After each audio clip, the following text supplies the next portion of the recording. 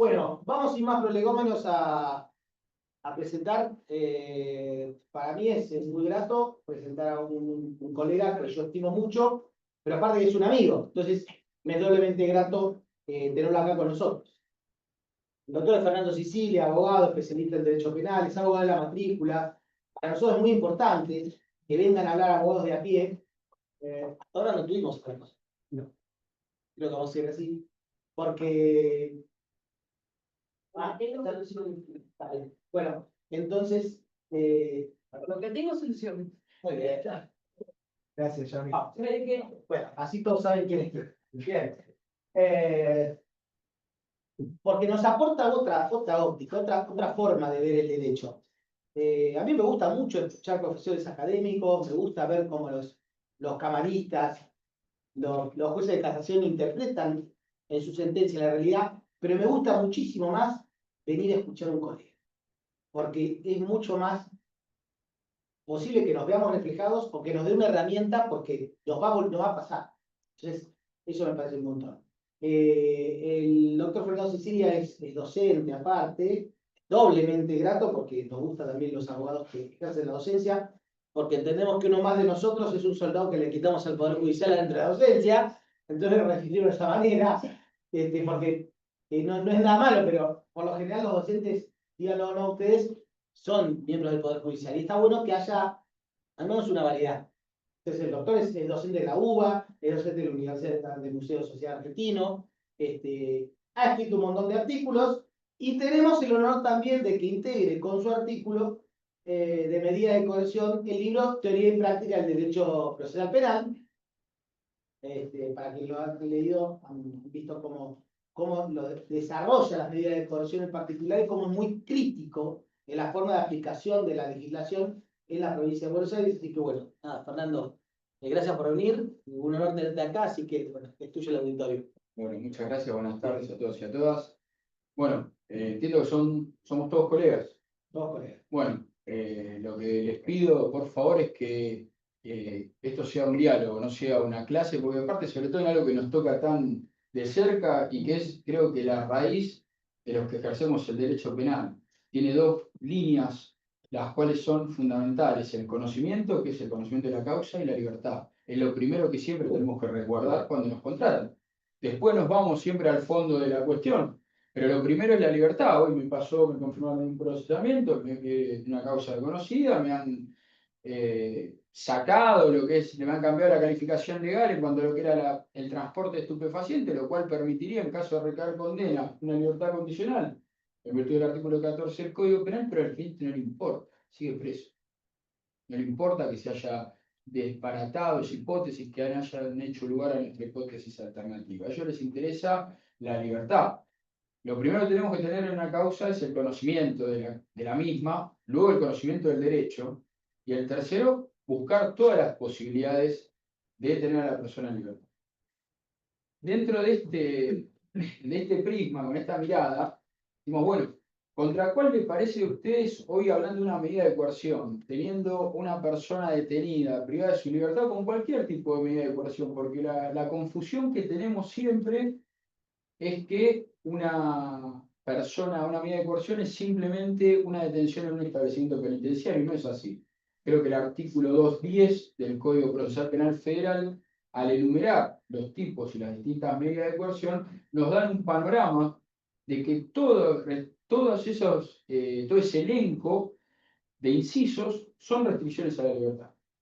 De cualquier otro modo, desde un establecimiento penitenciario, que es la más gravosa, hasta tener que presentarse con una caución juratoria cada 15 días, un mes en el juez. Partiendo de esa base, lo primero que tenemos que saber es que cualquier tipo de medida de coerción necesita lo mismo que cualquier medida cautelar. La medida de coerción no deja de ser una medida cautelar. ¿Qué necesitamos para una medida cautelar? Verosimilitud en el derecho y peligro en la demora. No cambia, no cambia. Entonces, ¿por qué nosotros muchas veces vamos a discutir el factor probatorio? Porque hacemos caer una de esas dos cuestiones de verosimilitud en el derecho. Y eso parece que muchas veces se olvida, ¿no? Cuando nos explican o cuando ejercemos la profesión y nos vienen a decir, no, es una incidencia meramente procesal. Entonces usted no puede discutir hecho y prueba. No, ¿cómo que no puede discutir hecho y prueba?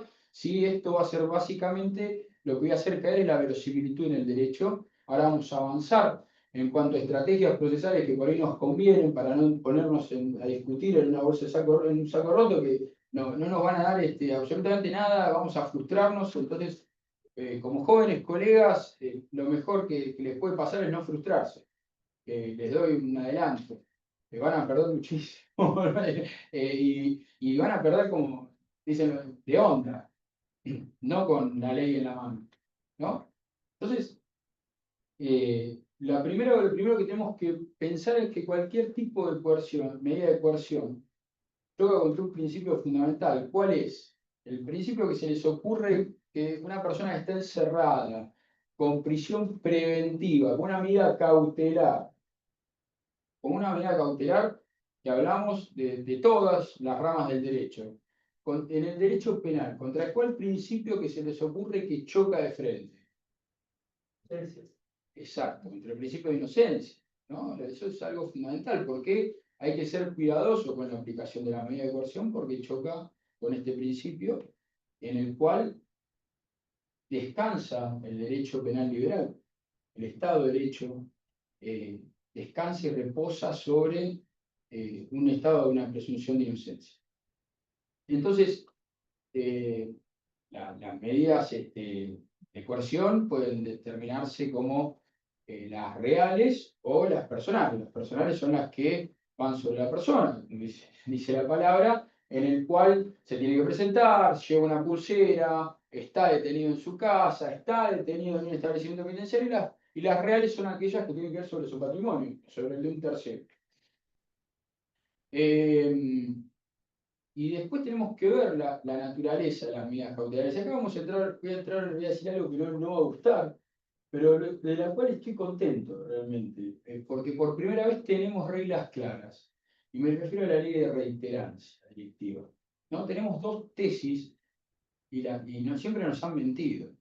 Tenemos dos tesis, la tesis sustantivista y la tesis procesalista, que es la que nos miente, dice que es la que realmente tenemos que utilizar, ¿no? Que es la que no, riesgo procesal, señor, por favor, Ganovazo, Díaz Besone.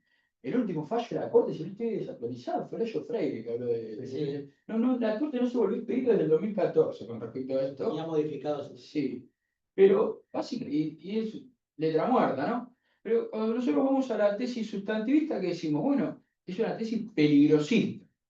Tesis en la cual decimos, bueno, vamos a actuar sobre la persona, vamos a ver qué tipo de tipo de personalidad tiene, cuál es su reiterancia delictiva, cuál es la connotación social del hecho, ¿no?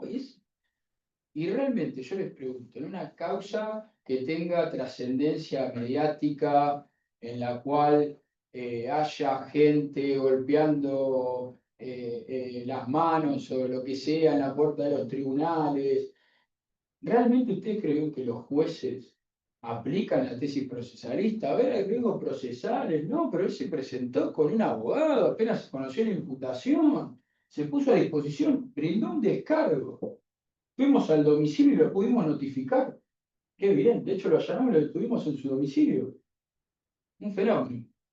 No, realmente lo que aplicaron es un peligro plebiscitario y dicen, no, jueces, bueno, tengo una pena de expectativa altísima, tengo un hecho de conmoción social y el tipo encima tiene antecedentes.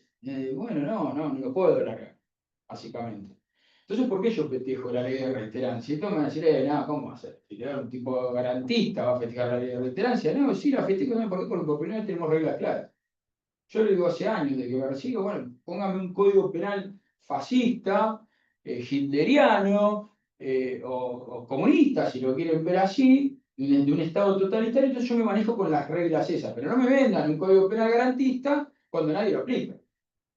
No me vengan a hablar de los riesgos procesales, no. 144 del Código Procesal Penal, la libertad es la regla del proceso. 280 de Nación, no, la libertad, por favor. La libertad es la regla del proceso. Ahora vamos a ir un poquito en Nación, lo que son las medidas cautelares también, con el Código Procesal Federal, a lo que estoy litigando y que, les cuento, vengo perdiendo. Así que, vengan, digo, no, porque vieron que ustedes a veces van a charlas y echan todas ganadas, son todos unos fenómenos. No, yo soy bastante sincero Y también quiero que lo entiendan como es lo que es la profesión, nos van a matar a golpes.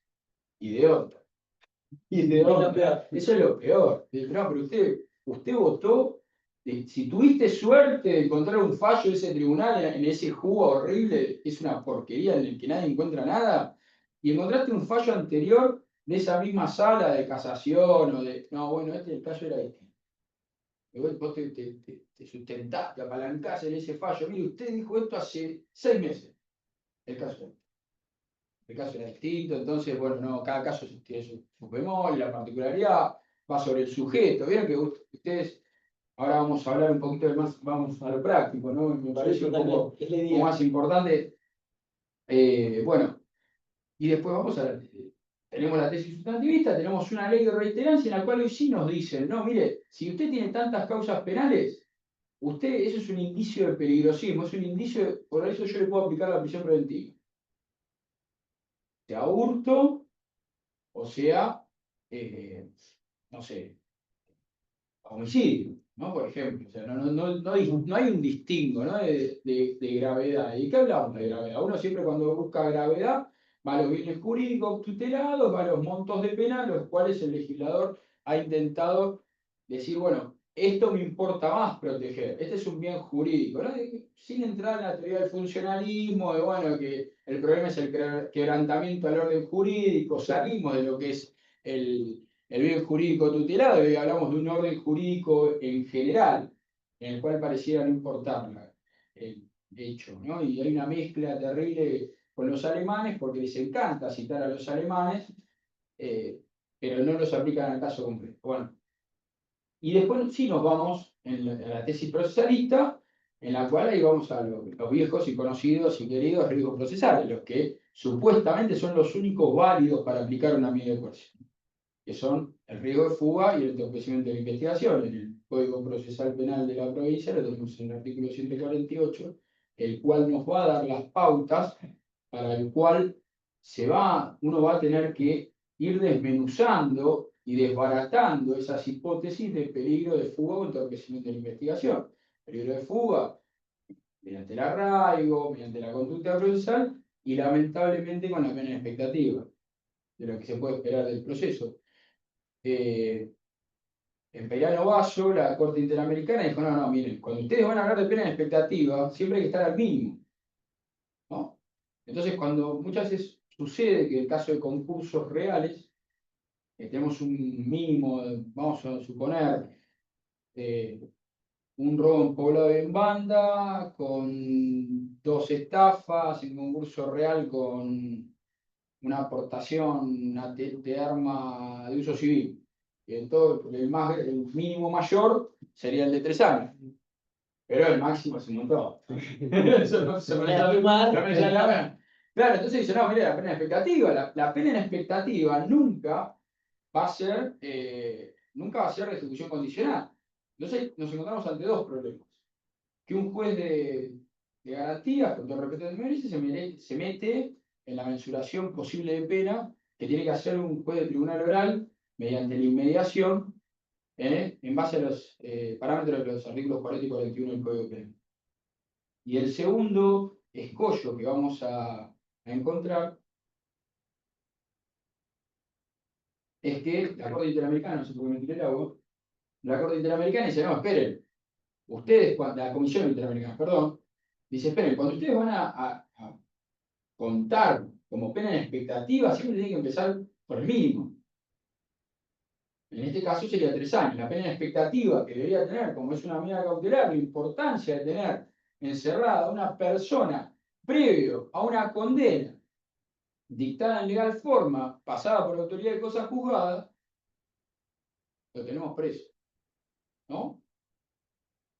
Luego podemos ir evaluando mayormente cuáles son los riesgos procesales que van aumentando, suponiendo que haya una condena de primera instancia. Pero bueno, el juez de garantía se mete y dice, no, la pena de expectativa nunca va a ser de cumplimiento de ejecución condicional. Y todos los que estamos acá sabemos que han llegado causas con una calificación impresentable. Hay fiscales que pedían robo en polo de banda y en concurso real con privación ilegal de la libertad. Y nosotros decíamos, no, mire, está contenido dentro del robo, usted conoce el principio de especialidad, el concurso aparente de leyes, lo conoce. Y bueno, parece que no. Entonces llegaba con un robo, una privación legal de la libertad, una cosa, no, privación legal de la libertad, terrible, el nombre, ¿no? Espere, privación legal de la libertad de unos 5 años. Tampoco que estamos, ¿no? Privación legal de la libertad con robo, uy, Dios mío. Y bueno, después obviamente uno llega al tribunal oral, el fiscal dice, esto es una paparuchada, firmamos por 3 años, y preso. Y el tipo estuvo preso 1 año y medio, supongamos, ¿no? Digo, entonces es muy difícil, hay que decirle al juez, no, mire, usted no puede erigirse en un juez de tribunal oral y decir voy a poner tal pena en espectáculo. Dicho esto,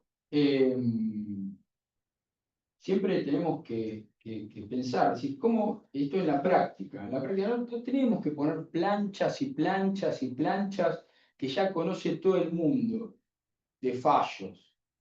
Decir todo el plenario 13 días besones, porque no importa, ustedes tienen que hacerse fuertes en la situación particular. Ustedes cada vez que realizan un pedido excarcelatorio de exhibición, de cese en medida de coerción, de alternativas a la medida de coerción, siempre tienen que explicar por qué esa persona no se va a fugar o por qué esa persona no va a entorpecer la investigación. Eso es lo que ustedes tienen que realizar al momento de solicitar una excarcelación, una exhibición de prisión o una medida alternativa, o un cese incluso, ¿no? Que después vamos a meternos en el tema. Básicamente, ¿qué decimos? Bueno, ¿qué tiene que tener la medida de coerción? La medida de coerción, obviamente, al estar el artículo 7 del Pacto de San José de Costa Rica, el artículo 9 del Pacto Internacional de Derechos Civiles y Políticos, garantiza la libertad personal. Por lo tanto, estamos hablando, ¿no?, que siempre estamos al borde. Argentina tiene varios, tiene Mohamed, tiene Jenkins, tiene varios casos en los cuales ha sido Fernández Prieto y Dumbeiro, que en realidad es más sobre lo que es el procedimiento, una cuestión de las requisas personales, pero en Jenkins y en Mohamed vienen a cuestionar severamente las posiciones de las prisiones preventivas que se dictan en Argentina, ¿no? Básicamente, los invito a leer Jenkins. Jenkins es muy bueno sobre desarrollo.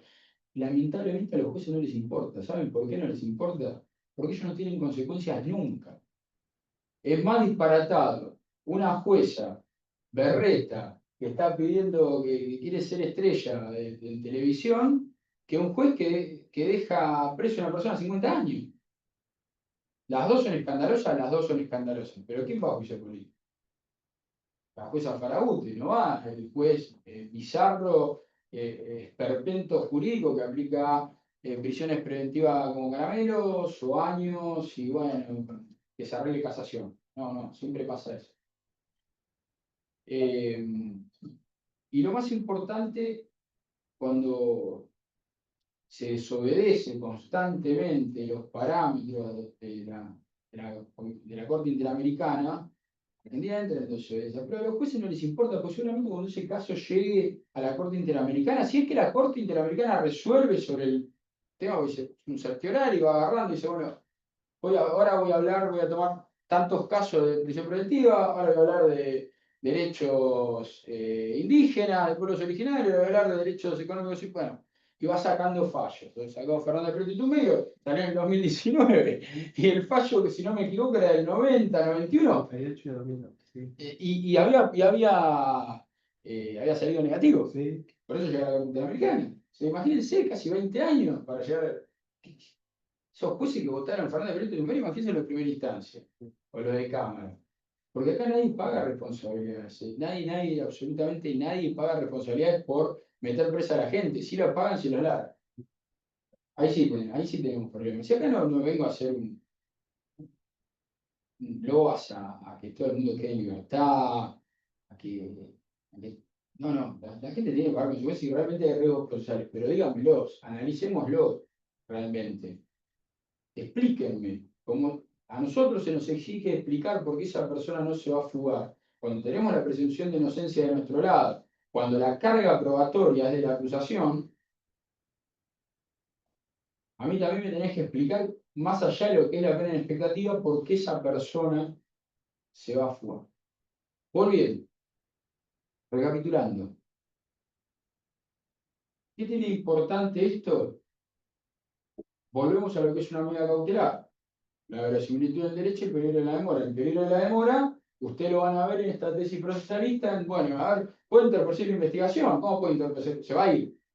Pónganse, se puede ir, no demostró arraigo, la pena expectativa es alta, tuvo comportamientos inadecuados en otros procesos, estuvo rebelde en 2 procesos anteriores, entonces eso sí también son parámetros que no podemos tapar el sol con la mano de peligros procesales en cuanto a riesgo de fuga. Si tuvo 2 procesos, en los 2 estuvo rebelde, y bueno, o se le concedió una exhibición de prisión y no fue a firmar, la desobedeció o desobedeció la regla de una excarcelación en un proceso anterior, y básicamente nos da un parámetro de que su comportamiento va a ser malo, digamos, o sea, no va a ser conforme a derecho. Ahí nos da una presunción. Segundo, me prestó testigo.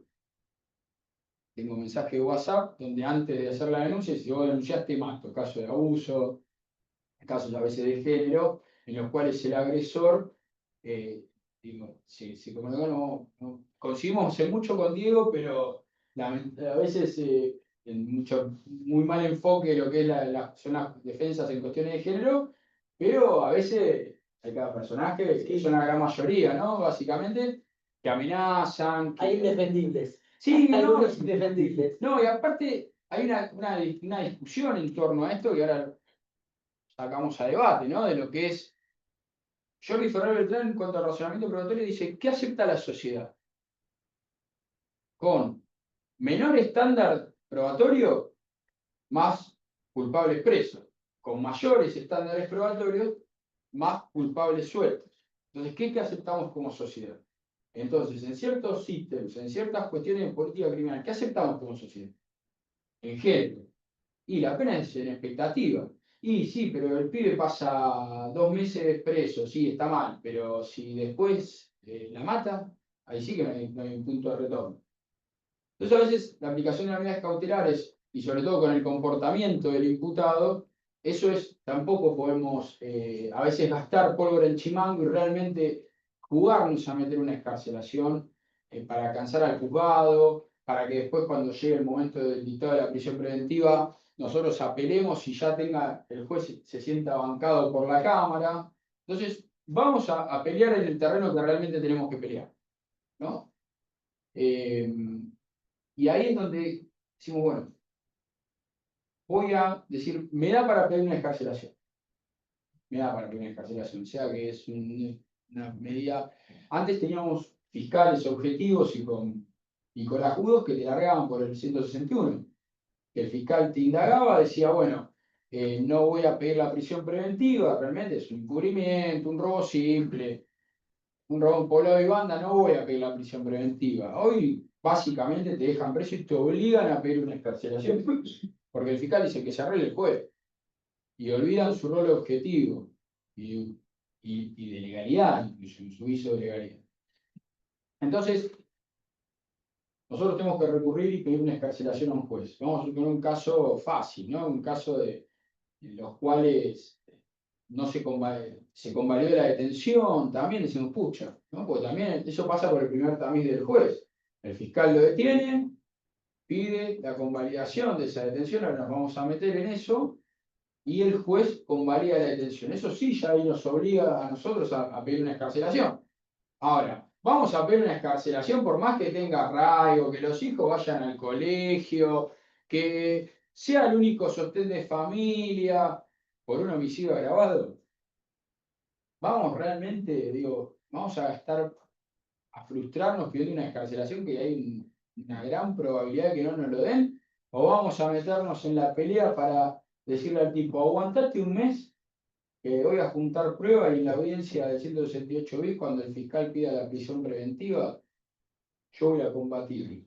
Y voy a combatir las pruebas, y estamos presentando pruebas, y no estoy gastando tiempo en pedir excarcelaciones que son totalmente estériles, y que después encima vamos a tener que apelar, y que encima la Cámara seguramente nos lo va a revocar. ¿Por qué? Porque ahí tenemos una cuestión en lo que no quieren ver los tribunales. No nos dejan hablar sobre lo que son los hechos. No nos dejan hablar muchas veces sobre calificaciones legales. Muchas veces las cámaras dicen, no, yo tengo que trabajar sobre lo que nos vienen diciendo. Por eso hablaron ya del habeas corpus. Muchas veces el habeas corpus es una herramienta para decir, no, quiero entrar por acá porque si bien no es ilegítima, la calificación legal no corresponde. Entonces, ahí es donde nosotros tenemos que apuntar.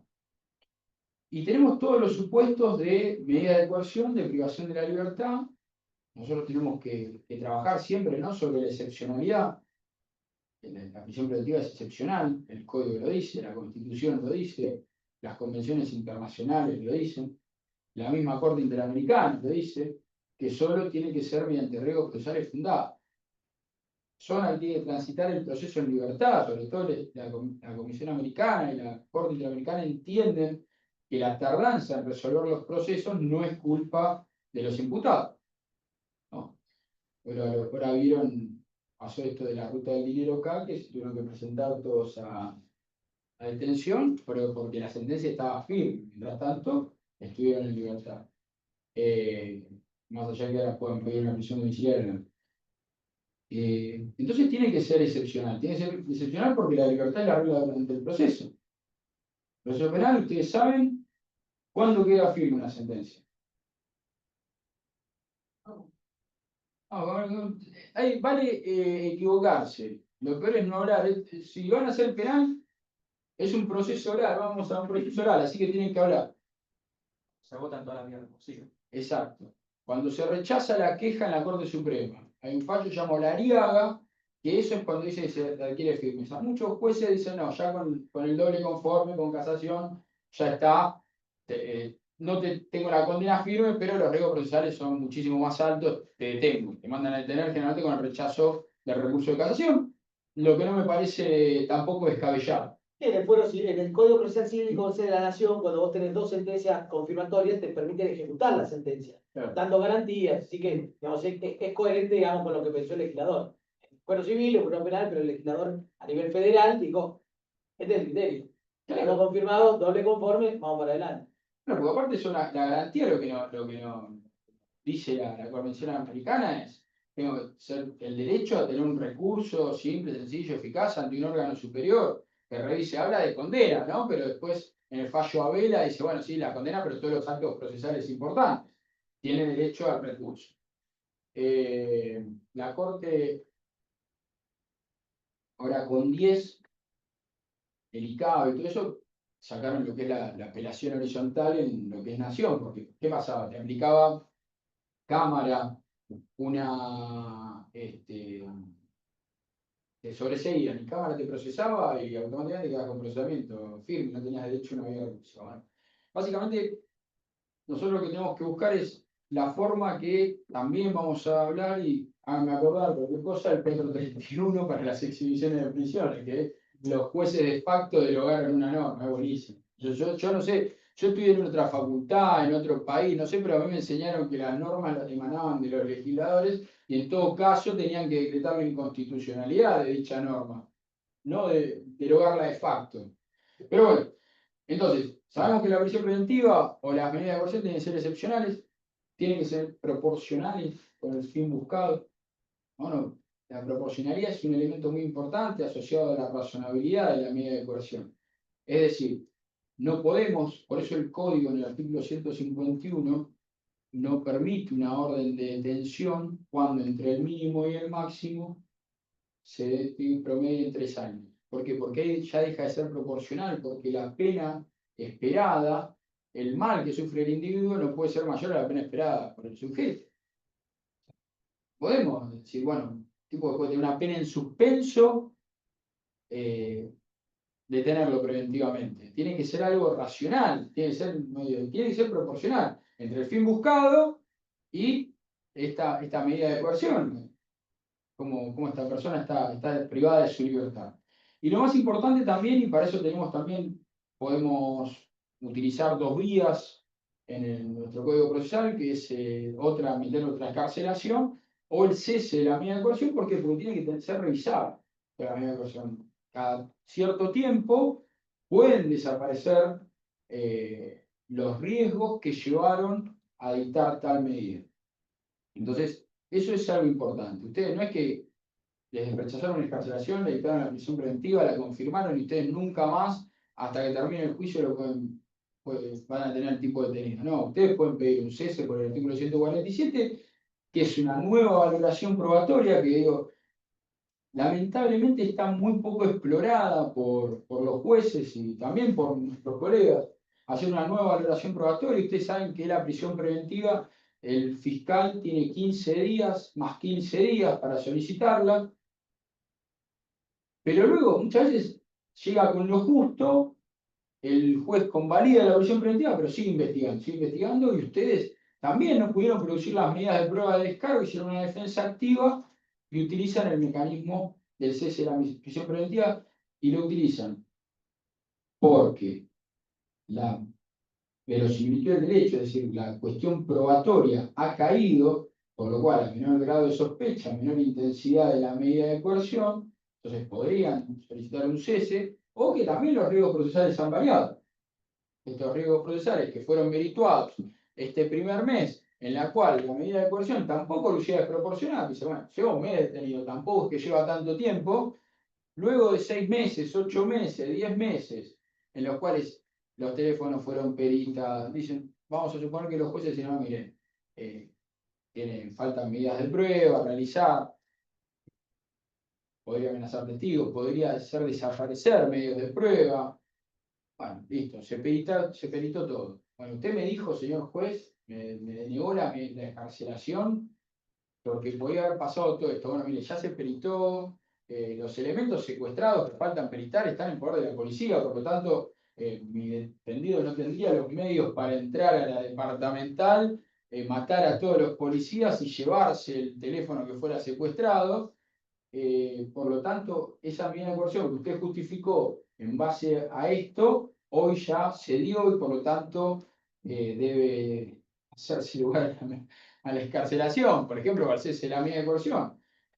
No sé si van a tener mucha suerte, pero tienen que intentarlo siempre, ¿no? Haciendo un trabajo bueno, un trabajo a conciencia. No decirle, no, bueno, desaparecieron porque Peliano Vaso y porque Díaz Besones, no, ya lo conocen. Nosotros muchas veces citamos en casos graves, Velázquez Rodríguez, Erika Napoli, que dice, bueno, a mí no me importa la gravedad del delito, la conmoción social que produjo ese delito. Ustedes me tienen que demostrar cuál es el riesgo procesal de tener a esta persona en libertad. ¿Por qué perderíamos pruebas? ¿Por qué esta persona se fugaría? No es que el hecho es grave o causó conmoción social. En esos dos fallos están claros que no debe primar ese criterio, debe primar el criterio procesalista. Pero bueno, básicamente con explicaciones elípticas siempre se llega a la cuestión. Bueno, el primer caso que toma como medida de coerción nuestro código es el arresto. El arresto, que entonces, ¿qué diferencia hay entre arresto y detención? Bueno, el arresto, siempre digo yo, el caso de cuando veían policías en acción. Era todo un tumulto de un montón de personas en la cual nadie sabía quién era quién, si era testigo, Todos adentro. si era imputado. Bueno, nada.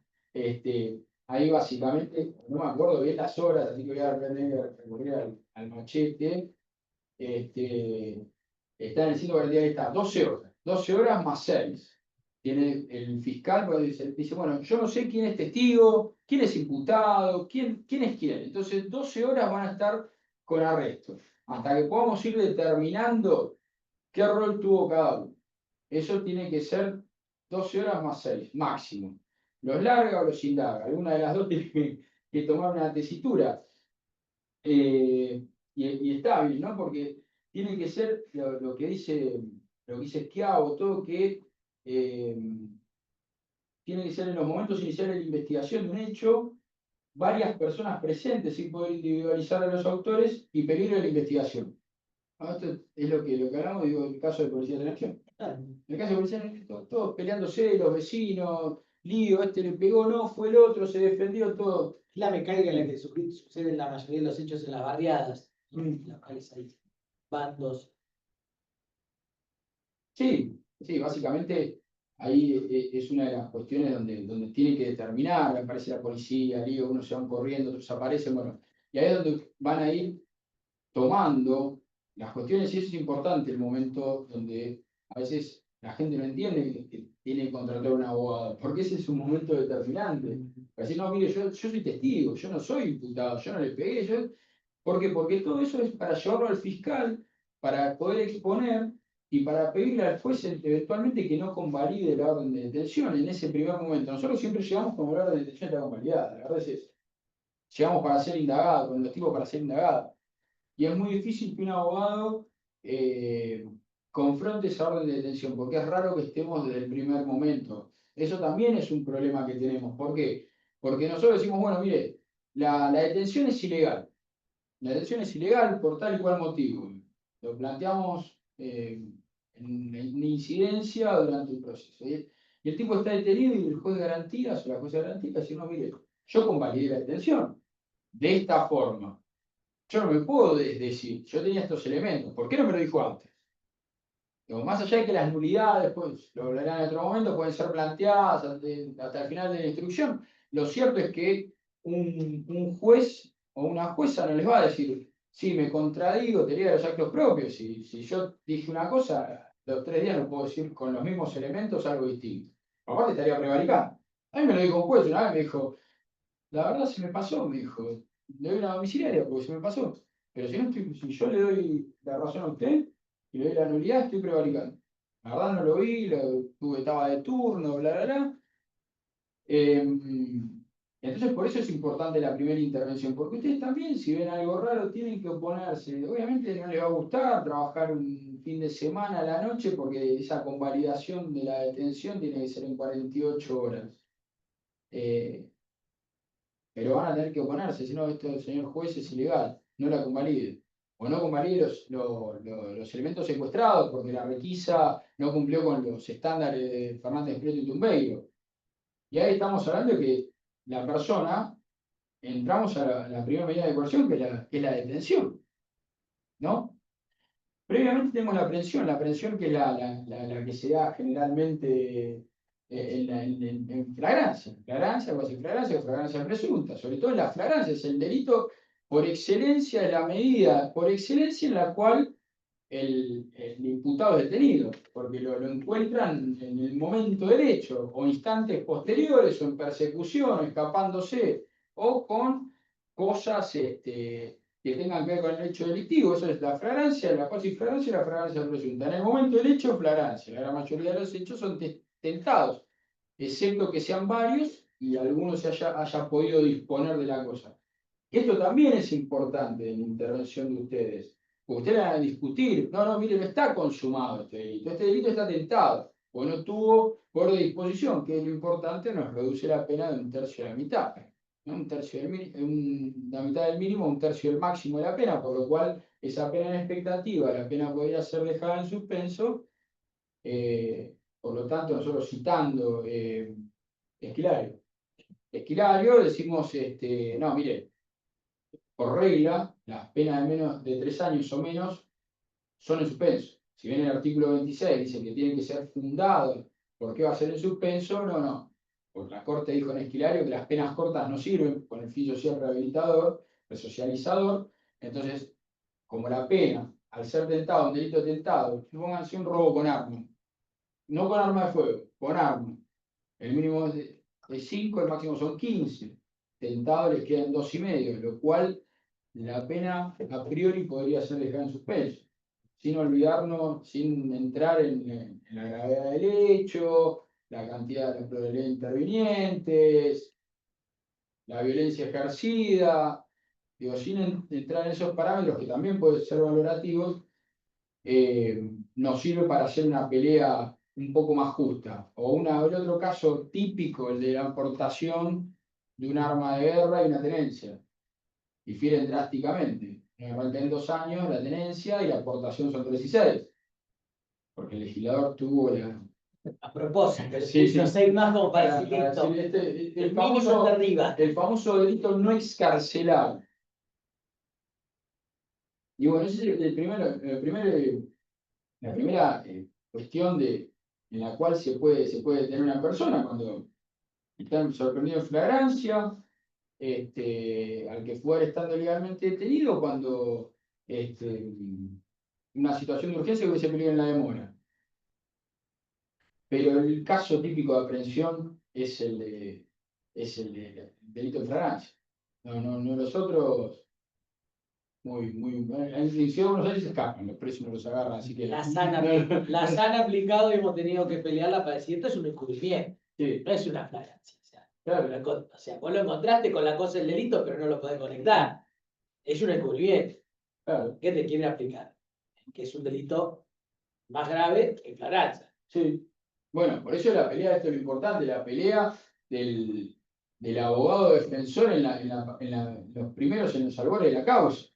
Es lo que dice Diego. No es un robo, es un encubrimiento, no es una aportación, es una tenencia. No es un delito consumado, es un delito tentado. Y ahí automáticamente con eso ustedes van a pelear la cuestión de los riesgos procesales. ¿Por qué? Porque la aprehensión ahí sí él tiene que pedirles donde aparece que el fiscal le tiene que pedir al juez de garantías que esa conversión de aprehensión se transforme en detención. ¿Por qué? Porque la fiscalía lo agarra, la policía lo agarra, lo pone a disposición de la fiscalía, que es el órgano encargado de llevar adelante la acusación, la fiscalía va a decir sí, no, lo indago, no lo indago, bueno, tomo la declaración del imputado, el lenguaje políticamente correcto, lo indago, no lo indago, es delito, no es delito, bueno, básicamente la policía lo pone a disposición del fiscal, el fiscal tiene 48 horas para solicitar que esa conversión, convertir la aprehensión en detención. Después el otro supuesto de detención es cuando ya el fiscal viene investigando antes y dice, bueno, a mí me parece que esta persona pidió el allanamiento y detención, por ejemplo, o mínimamente la detención. ¿En qué caso sucede generalmente? En los casos de abuso. Se vienen investigando, lo notificaron del 60, presente perito, etcétera, cámara GESEL sale para atrás, detención. Detención. Han cambiado, han aumentado, algo que aumentó para pedir la detención. ¿Qué le hizo cambiar de idea al fiscal? Si tenemos una cámara GESEL en la cual pero ¿qué cambió? Si hablamos de una medida cautelar, ¿qué aumentó? La verosimilitud del derecho, la cual que donde nosotros pedimos que cayó no nos dan mucha bolilla, pero ahí automáticamente aplican una medida de coerción que dice, no, mire, yo tengo una cámara GESEL, la persona sí se ha mantenido a derecho, etc. Bueno, y es importante, obviamente, que quien puede pedir la medida de coerción es el fiscal, por ser el órgano encargado de la acusación. No puede ser el juez de oficio, obviamente, no pasó, creo que no pasó nunca, pero en un principio, en un sistema acusatorio, el juez nunca puede ordenar una detención de oficio. Lo que tampoco puede hacer el juez, y que ha pasado, es remitirse a los argumentos del fiscal. ¿Por qué? Porque rompe otra de las normas en las cuales nosotros podemos solicitar una nulidad. ¿Qué se les ocurre? Si un juez se remite a los argumentos del fiscal, el fiscal dice, lo quiero detener por esto, por esto y por esto. Bueno, remitiéndome a los argumentos del fiscal, ordeno la detención. Parcialidad sería. Imparcialidad. O sea, hay parcialidad. ¿Qué más? ¿Qué tiene que tener un Estado democrático de derecho para ejercer un Motivación. Exacto. Para ejercer un verdadero control de los actos de gobierno, las decisiones tienen que ser fundadas. Y sobre todo un juez, y sobre todo de quien va a restringirte la libertad. También, obviamente, no tenés una de las causales manifiestas para recusarlo al juez, para decir que está violando la imparcialidad, pero sí tenés un déficit en lo que es la motivación de la sentencia, lo cual dice, no, usted me tiene que explicar usted cómo llegó a este razonamiento. Usted tiene que llegar solo, usted dice, le creo al fiscal, no le creo, etc. Obviamente lo que hablábamos antes, entre el mínimo y el máximo, el legislador dijo, no puedo, entre el mínimo y el máximo, si nos da 3 años o menos, no procede la orden de detención. Tampoco procede la orden de detención con un testigo de identidad reservada o con la mera denuncia. Tampoco procede una orden de detención. Si le parece una persona dice, no, me hizo esto, no lo voy a detener en forma inmediata. Hay otras medidas cautelares, por ejemplo, en temas de género, que con la mera denuncia alcanza para, por la 4099, echar al supuesto agresor de su vivienda, pero no para privarlo de la libertad, ¿no? Después discutiremos el alcance o no, si está bien, está mal, de lo que es ese tipo de medida de coerción. Y después, bueno, después de la detención, a ver, metan bocadillos, si me olvido de algo, por favor. No, está bárbaro. Lo único que había pensado es decir, cuando hablaste de la cámara Gesell, que para nosotros también es un criterio rector. Si luego de cámara Gesell no hay pedido de detención, es un indicador que vos decís, puedo tener una chance de pelear el debate. Si queda muy claro después de la cámara Gesell, la materialidad ilícita de la autoría, no hay chance. Es un indicador. Nosotros tenemos varios casos de cámara Gesell que el fiscal no ha pedido la detención. Entonces decís, pero aún así, ¿cuál es la contrariedad que veas? Aún así pide la requisitoria. Consideraste que no había suficientes pruebas para un delito tan grave para dictar una medida de coerción, no obstante eso, seguís teniendo una duda suficiente como para pedir la requisitoria de elevación a juicio, que nos lleva nuevamente al tema del sobreseimiento constitucional de que hago, y todas esas cosas que son muy bonitas, pero que la práctica no. Yo voy a contar algo que es una cosa increíble, de un cliente que tenemos nosotros. La defensora oficial se le puso a llorar en el momento de la cámara GES. No hay pelota, ya está. ¿Qué hacemos con eso? Me dice, se largó a llorar mi defensora y lo miró el juez y le dijo, yo, disculpe que no puedo seguir escuchando, yo soy mamá. Y digo, soy tu abogada. Chao, Estuvimos a nada, pero están grabando, pues lo voy a dar nombre. Estuvimos a nada de pedir el jury. Porque, o sea, mínimo hay una sospecha de indefensión en ese momento, porque ustedes se pusieron ¿escucharon bien el caso? En ese momento y todos los anteriores, porque ese es un indicador, porque hasta ahí me acompañó bien y ejerció el rol de la defensa de manera acabada. Es para pensarlo, ¿eh? No, a mí me parece que eso tiene una sola respuesta y me la da mi profe Nacho Tedesco, que es un crack absoluto defensor de cámara en penal económico. Cuando yo soy profesor penal hace muchísimos años, dijo, ¿saben qué pasa? Los profesores oficiales no quieren ser los profesores oficiales, quieren ser magistrados. Entonces, ¿qué pasó? Había un lugar de defensor oficial, me meto ahí. Pero el 80% no quiere ser defensor oficial. Y ustedes lo van a ver cómo pasan de la defensoría oficial al juicio fiscal. Y no a la inversa. Nunca van a ver un fiscal pasarte a defensor oficial, ¿sabes? Que tenga ganas de divertirse un rato, estresar, estaba muy tranquilo y tenía ganas de estresarse, tener un ACV o algo de eso, ahí se pasa a ser defensor oficial. Pero siempre va a la inversa. Vas a la inversa, ¿no? Pero aparte, vos fíjate qué interesante lo que estás planteando, porque no solamente dice yo soy mamá, sino que generalmente las cámaras que es una pedorrada, mal hechas, en los cuales no se utilizan los sistemas de lo que son las entrevistas, no se usa la psicología del testimonio, son totalmente direccionadas, indicativas, no se usa el TBCA, no se usa SBCA, perdón, CBCA, no se utilizan ninguna de esas características, los 18 puntos.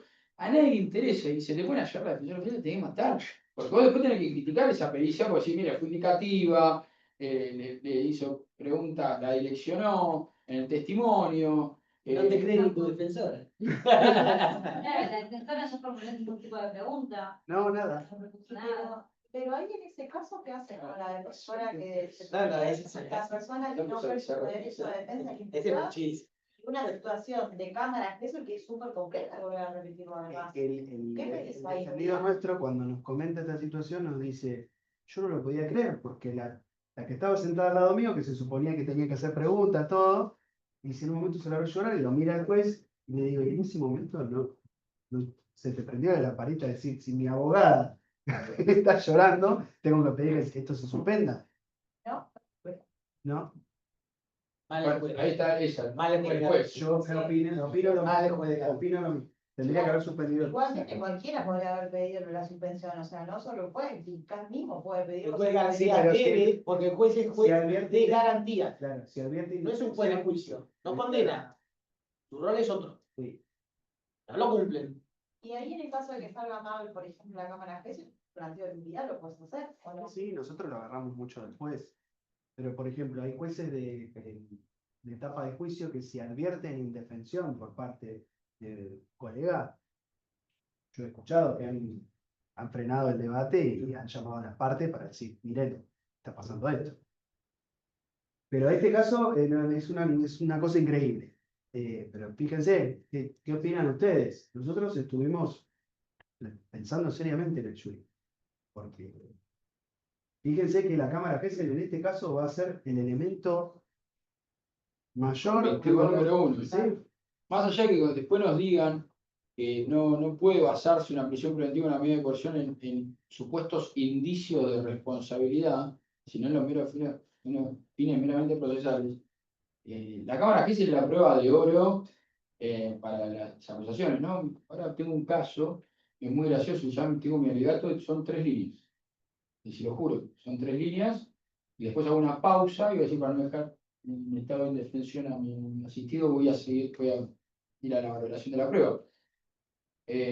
¿Cómo termina un imputado en el cual la pericia, estas falopas que hacen, que tienen que durar 4 entrevistas, duran una, no tienen ningún tipo, o sea, esos test proyectivos que están hechos para la clínica médica y no para la psicología del testimonio o pericias? Y bueno, dice, tiene indicios de haber sido abusada sexualmente y tiene estrés traumático. ¿Cómo creen que le va a ir a su cliente? Horrible, ¿no? Pésimo, están contando los años. Bueno, ¿y qué les digo si la pericia dice no tiene indicadores de abuso sexual ni tampoco de estrés postraumático? ¿A quién le creo? No, básicamente mi alegato va a ser, bueno, mire, yo me canso de ver gente saliendo presa porque dice que hay indicadores de abuso e indicadores de estrés postraumático. Sí. En este caso, como dicen que no, a contrario censu, lo tienen que liberar. Porque es el criterio que siguen ustedes, porque es la prueba de hoy. Obviamente después tengo que seguir alegando, pero, porque si no estaría en estado de indefensión mi cliente. claro. Pero mi razonamiento es a prueba de balas. Claro. Pero mi razonamiento no tiene fisuras. Van todos presos. Entonces me anoté todos los argumentos del fiscal para decir, bueno, no, en realidad la pericia no es tan importante. Me pareció espectacular, porque después la próxima vez que lo enfrente, o tenga algo así, el doctor dijo esto, el doctor Camayo dijo esto con respecto a las pericias, no son tan importantes, así que bueno, buenísimo, no me lo condenan con respecto a la pericia. Hacemos recreo. Dale. Son las 6:13 Y 20. y 20 arrancamos. Yo soy Juan, no tan feo, no tenía nada, todo mal. Y no llegaba ahí, no llegaba ahí, 10. CBCA. Son Silesa Manzanero, todo lo que es psicología del testimonio. Que hay de los que no puede faltar una pericia. Son 18 puntos. Manzanero, psicología del testimonio. Son 18 puntos en los cuales después tiene que ver desde el relato, el lugar específico y inespecíficos, 18 puntos que no me acuerdo ciertas son, que tienen que estar en la pericia. Ese análisis del testimonio va a ser un criterio. Está muy bueno. Lo vas a encontrar SBA, SBA es el sistema, SB corta, y el CBCA es justamente este protocolo que vos tenés. Eso está, hay un fallo de la Corte Suprema de Estados Unidos. Dauer. Los criterios Dauer, en los cuales se hace una especie de protocolarización de puntos para darle credibilidad a un método científico. Y también lo vas, si lees el protocolo de Minnesota, también aborda eso. Ojo que la oferta, que lo diga así en el protocolo de Minnesota, porque eso va a la personalidad, no al hecho. Pero muchas veces está bueno para atacarlo cuando vos te dicen que no faula, que tiene inicio de mentacidad, Vos el poquillo me decís, ¿usted hizo el prejuicio? Está, no. Entonces, ¿cómo puede afirmar que no tiene que Yo me hubiera venido bárbaro de 2 semanas. Para Pero no se hizo esto, no se hizo esto, no se hizo esto. ¿Y cómo nos favora si no hizo usted en Minnesota? Pero acá no respetan ni el propio protocolo. Yo el otro día en la publicada que dije, estoy en contra.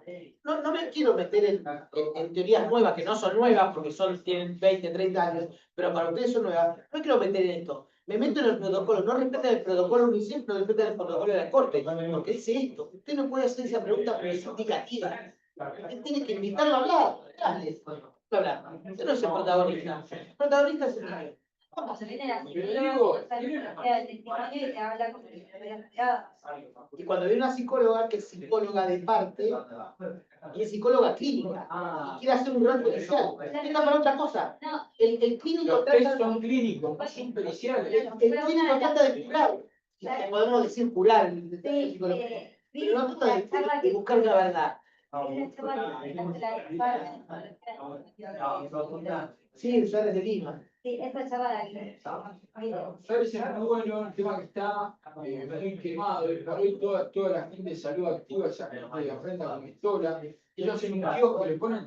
¿Qué es lo más triste de eso? No solo meter en cara a gente inocente, sino que le ponen a un chico el cartel de violado. Eso es peor. Son miserables, se toleran, son una lacra. Yo espero que lo hagan en todos los pisos. ¿Cuándo va a venir el juicio?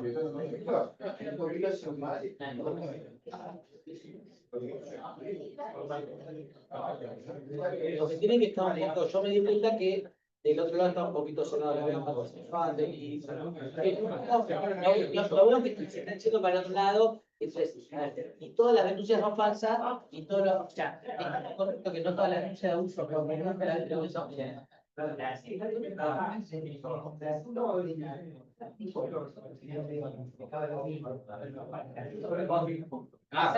pasaste por todos los programas diciendo no, este abusador, y ahora tenés que decir que la terminó. Hablé con él, me dice, che, me piloto.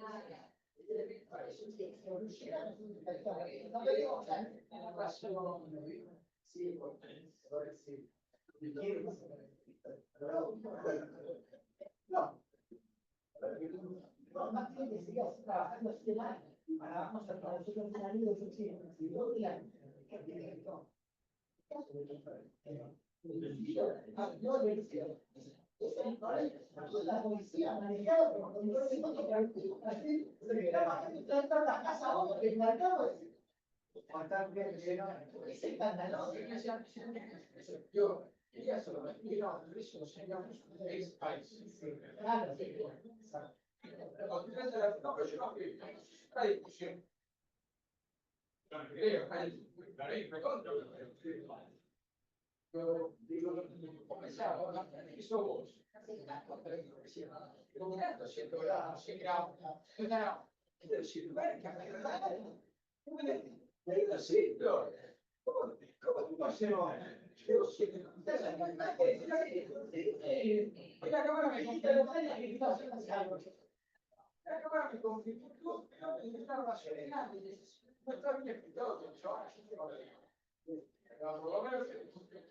Parece más un abogado policial de los abogados policiales que ese mismo es en realidad se cortó su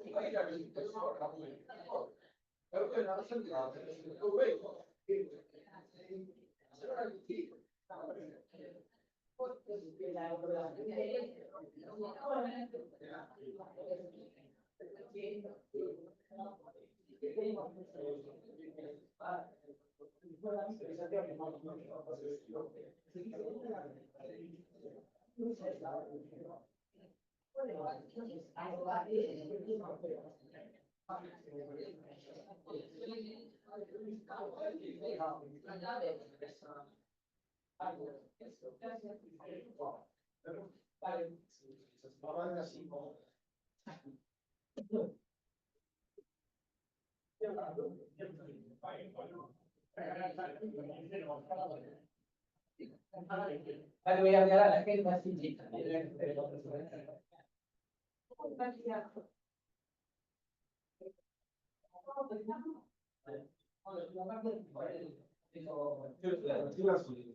Ah, ¿viste?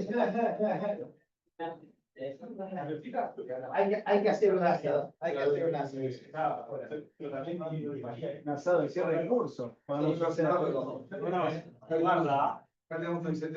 Bueno, que lo demuestre. Decía por la real. Que lo demuestre. Competimos. Ahí está. Muy bien, muy bien. Imaginá a dos pasillos. Sí, me cae. La gente después nota. Olvidate. La verdadera competencia. No como 2 días antes. O así. O 2 días después. O 2 días después también. Bien.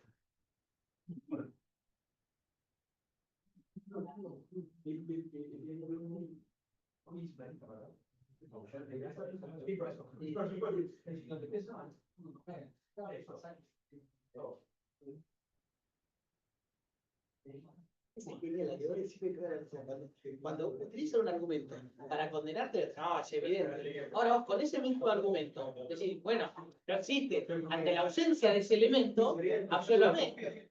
O sea, decirle, solo puede ser utilizado en tu contra, nunca a tu favor. Sí. Una, si la vas a usar siempre, por favor, acá te la Quiero pasar un auto de Salvador que me anula la absolución en un caso de abuso. Me anulan una absolución.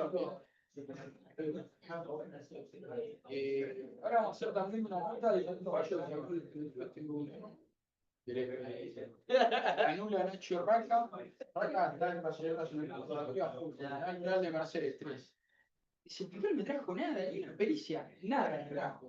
Me dice que tengo que jugar con perspectiva de género. Perfecto, le escuché todo, pero no tengo otros elementos de prueba, sobre todo cuando una defensa activa.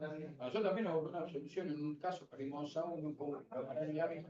Por eso me trajo una defensa activa, me mostró que este día no podía estar en el lugar. Dice, no, con perspectiva de género. ¿De qué tiene que ver el juicio con la comisión de igualdad? aparte, la perspectiva de género, hoy es una garantía. Sí, ¿eso qué? Uno puede cambiar su percepción de la cueva con perspectiva de género. Vos lo que tenés que tener en cuenta una cuestión estructural y en base a eso vos sacas conclusiones, pero bueno, puedes tener un testimonio con o sin perspectiva de género, no puede ser valorado de distinto, porque el testimonio dice lo que dice, el testigo dice lo que dice.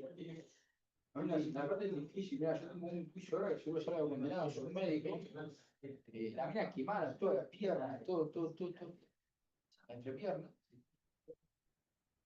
Y el médico dice, sí, es probable, porque la quemadura lo ameritaba.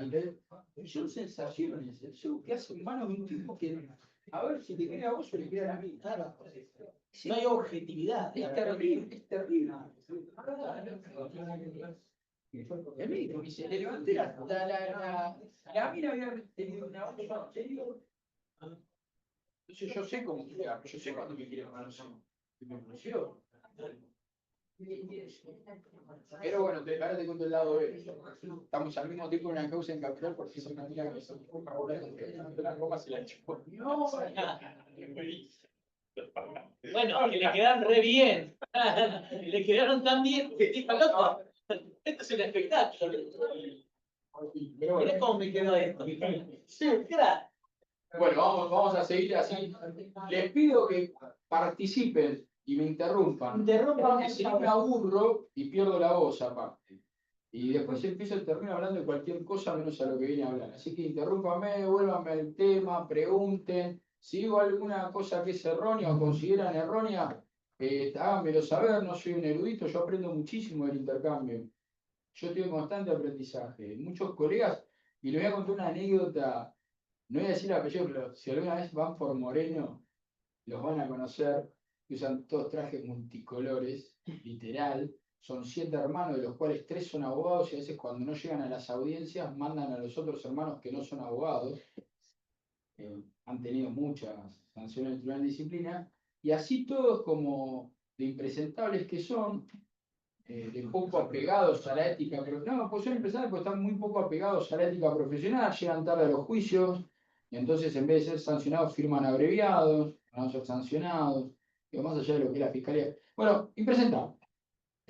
Muy simpáticos, siempre venían a capacitarse en Moreno, pero así todos como cada vez que hablaban era todo un tema de burla, no, yo tomé algo de ellos.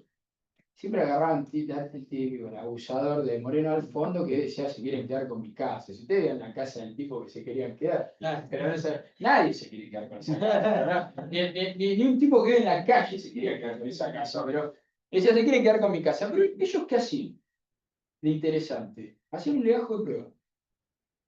Como pide el Código Procesal Penal Federal, era para los defensores, para las partes, y me decían, yo voy a la fiscalía y pido que vengan 22 testigos para decir que era bueno, que los quería la nena y que le quieren quedar en la casa, y la fiscalía me decía que no. Entonces, ¿qué hacían? Los llevaba a su estudio, les tomaba la testimonial, y cuando venía el momento del 336, decían acá, se oponían y presentaban los testimonios que habían tomado en su oficina. Entonces le decían, no, pero esto no es admitido por el código. ¿Cómo que no? La 14442 le permite al fiscal tener su legajo, es la ley del Ministerio Público, por lo tanto el Ministerio Público de la Provincia de Buenos Aires engloba a la Fiscalía de la Defensa, yo hago mi propio legajo. Toma. Y bueno, y entonces me pasó, digo. No la había visto, y nadie le dio bronca, nadie le dio bolilla, porque lo dijeron ellos. Y no es así. Todos tenemos que tener un baño de humildad y todos vamos aprendiendo de todo el tiempo porque justamente nosotros a veces estamos contaminados, secados, podridos del sistema y el aire fresco nos da nuevas ideas.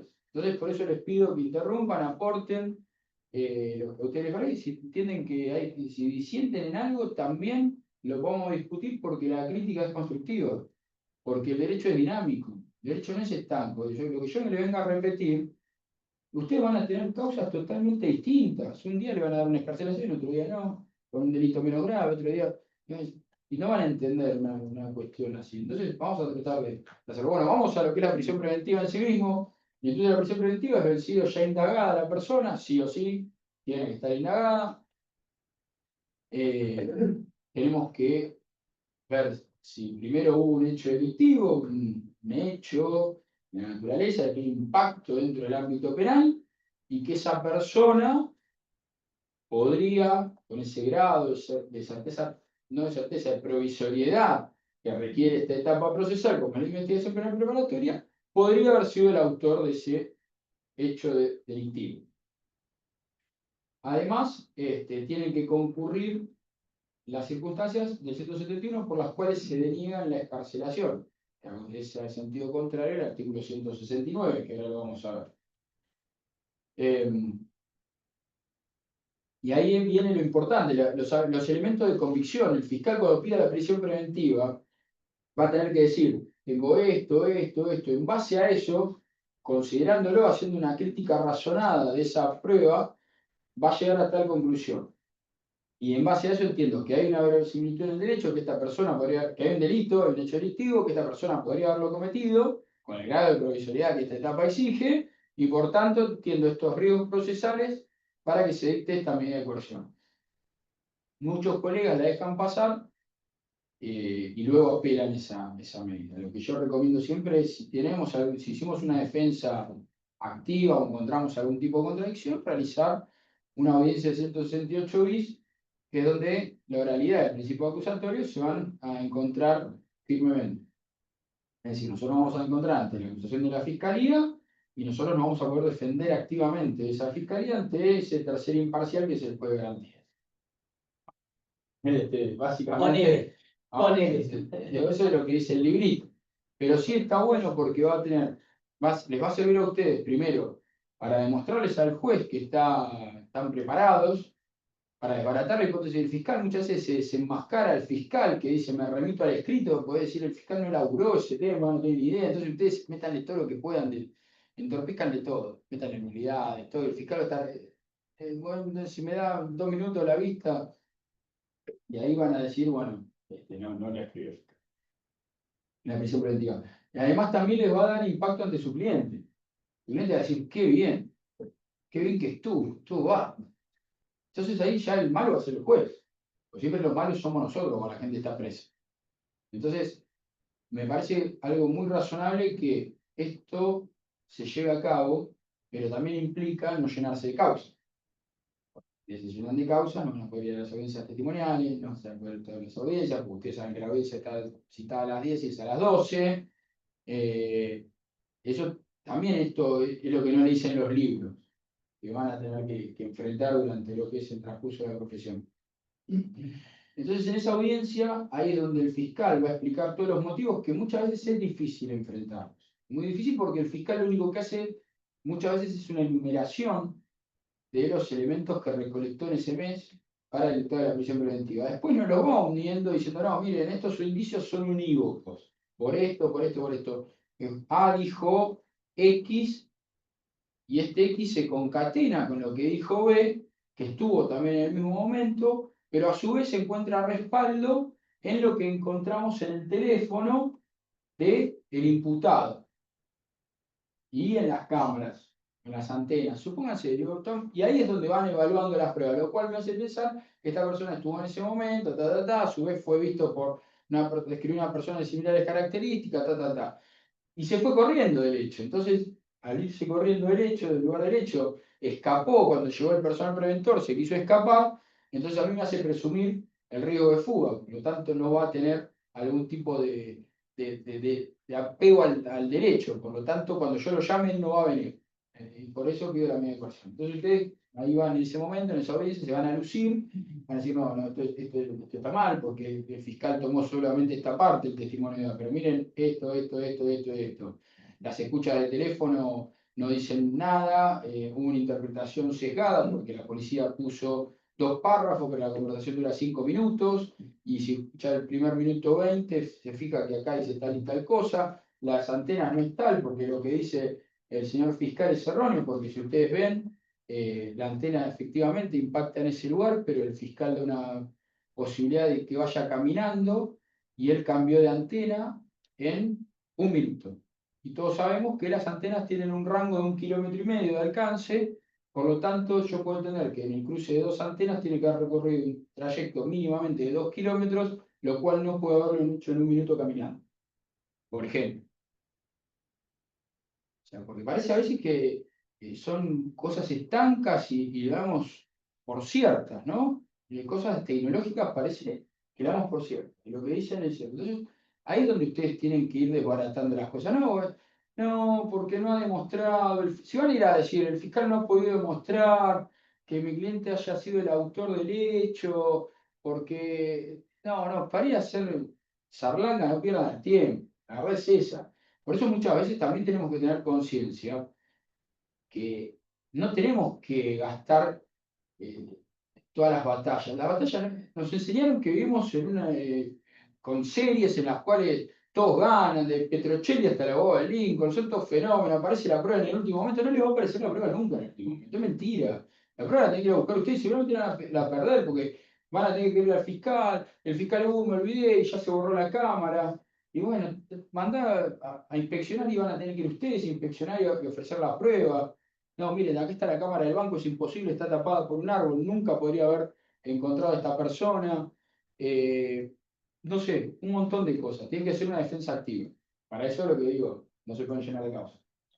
Si ustedes tienen 60 causas al mismo tiempo, hace una máquina de firmar abreviada, lo cual denosta la profesión. Déjenmelo decir y sí, por eso yo soy un gran. Somos críticos nosotros, así que Sí. decirlo de adelante, Sí. somos críticos del juicio abreviado. No, soy un defensor también del sistema estadounidense del BAC, que hace litigación, el que hace criminalístico, el criminalista, el que hace civil, perjuicio, hace daños y perjuicios. Es muy complicado, pero por eso nosotros siempre tratamos de formar o de formar abogados responsables. Después uno puede estudiar más, menos, saber más, menos, pero ser responsable es la norma. Y ahí es donde ustedes van a tener que decir, bueno, me presento a la 1168, no me presento. A veces la estrategia, lamentablemente, es dejar pasar. En la matanza, donde ustedes meten un recurso de operación contra una prisión preventiva, son 6 meses. Y en el 99% se lo van a confirmar. Es tremendo. Es tremendo, pero ustedes a veces tienen que pensar en lo mejor para el cliente. Y bueno, no, lo llevo a juicio. Lo llevo a juicio, es un ejercer un derecho en Provincia de Buenos Aires es un castigo. Sí, muchas veces el abreviado, aún contra la voluntad, termina siendo la solución, pues decís, ¿qué hago?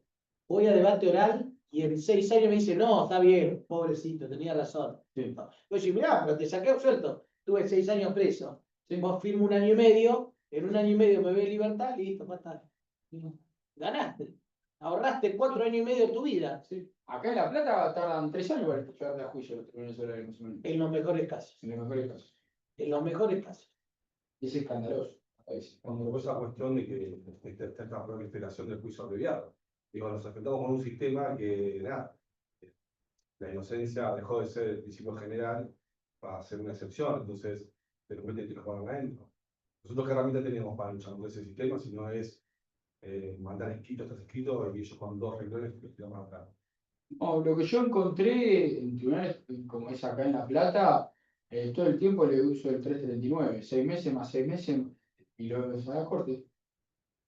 Corte, la corte, la corte, la corte, por eso acá en La Plata igual es muy difícil litigar realmente, es heroico lo que digo, ya sabemos cómo son, bueno, no le voy a decir el lado B, pero los abogados que laburan es muy difícil, pero bueno, nada, volviendo al tema, también es importante que ustedes logren conmover al juez de otro lado, y no por un tema de que, bueno, no pude debatir esta semiplena prueba, pero tiene la herramienta del 320, la de falta de mérito.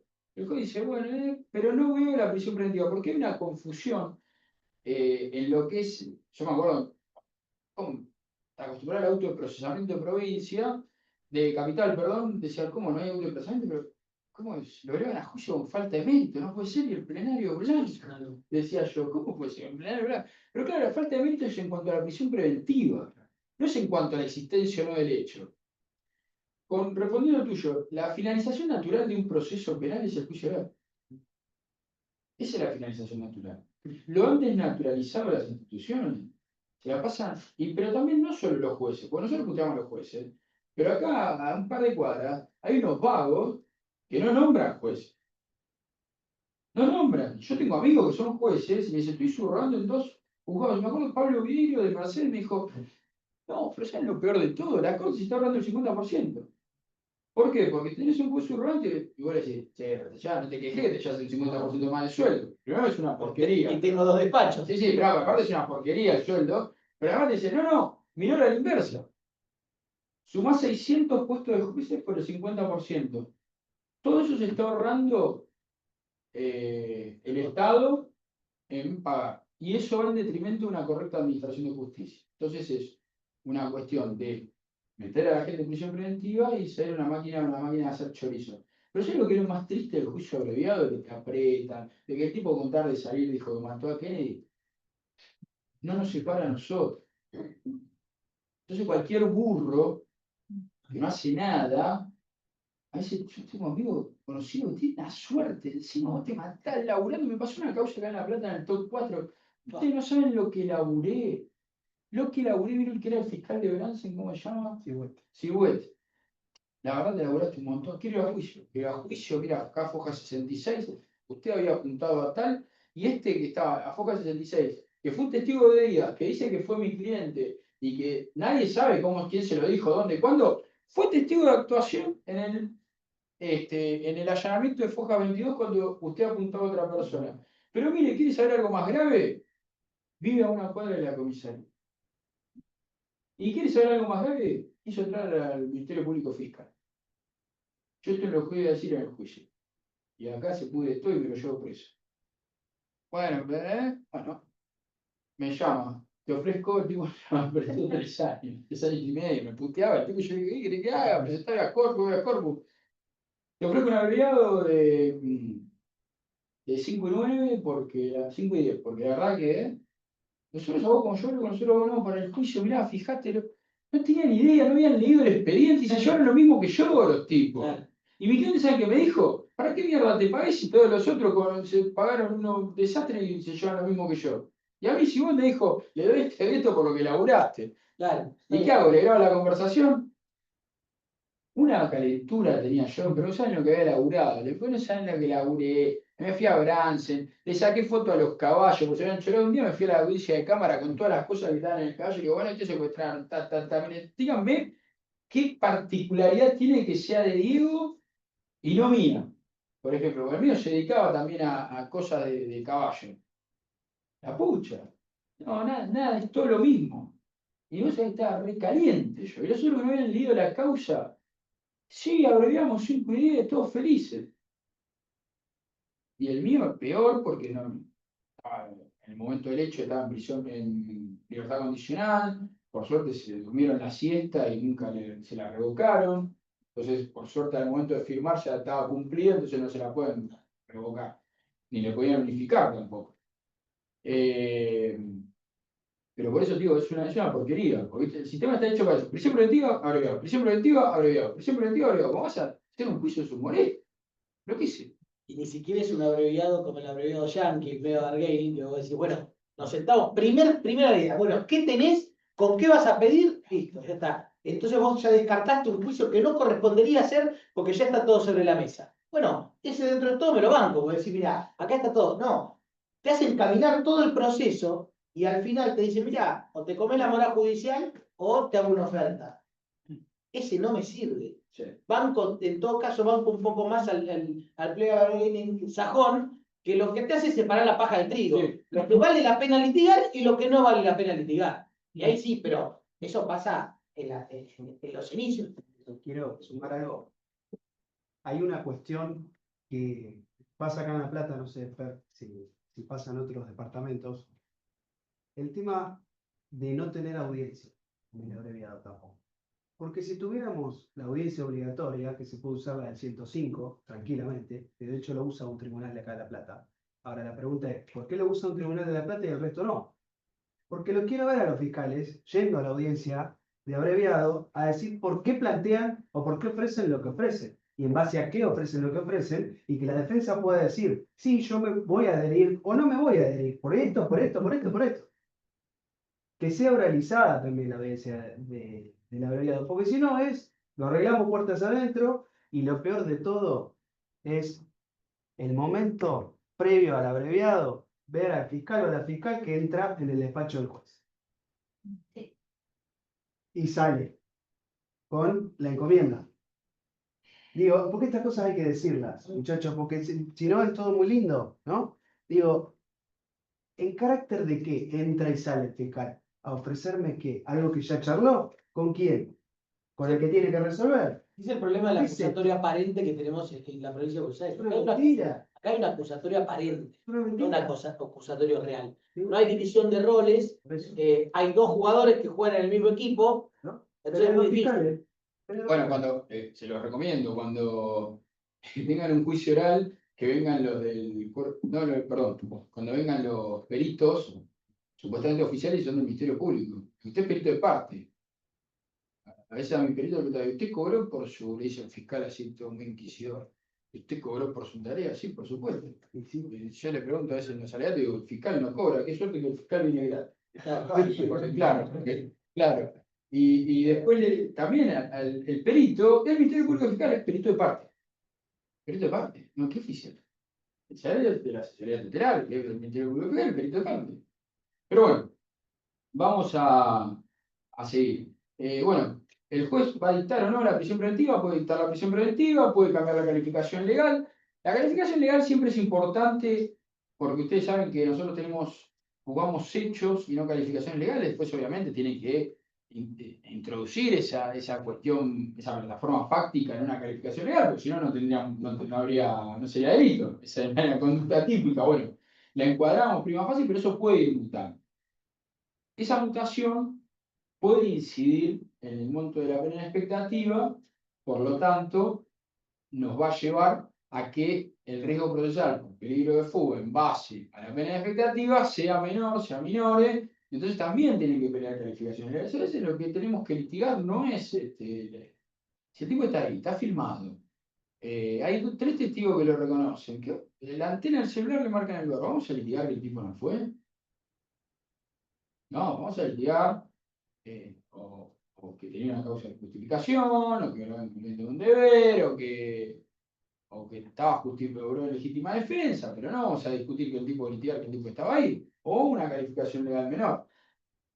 Bueno, y ahí después aparecen también lo que son las medidas alternativas, la del 159, que no te la dan nunca, en la cual tiene que ser lo mismo, casi el artículo es una equivalencia al artículo 10 del Código Penal, mayor de 70 años, hija menor de 5 años, pues hay mucha jurisprudencia en la cual a los padres, sobre todo en Nación, a los padres le están dando también a veces una medida alternativa porque se demostró que eran el sustento familiar, o que, bueno, uno que dice, bueno, la madre puede salir a trabajar y él se puede quedar al cuidado de él o la menor. Ha habido criterios un poco más amplios de esto de la mujer que tenga hijos, ¿no? Nosotros usamos lo que nos castigan con el género muchas veces a los defensores, con esa perspectiva, nosotros decimos, bueno, aplique la perspectiva, porque usted está aplicando automáticamente que la única que puede ser madre, que la única persona que puede cuidar un hijo es la mujer. O sea, usted le está dando un rol a la mujer de meterla en la casa con los hijos. Es un estereotipo. Es un estereotipo de género, doctor, le decimos a los camaristas. Usted tiene que pensar en que él se le cambia los pañales, él es el que se encarga y la mujer trabaja. ¿Por qué la mujer tiene que quedarse al cuidado del menor? Que en muchos casos pasa, ¿verdad?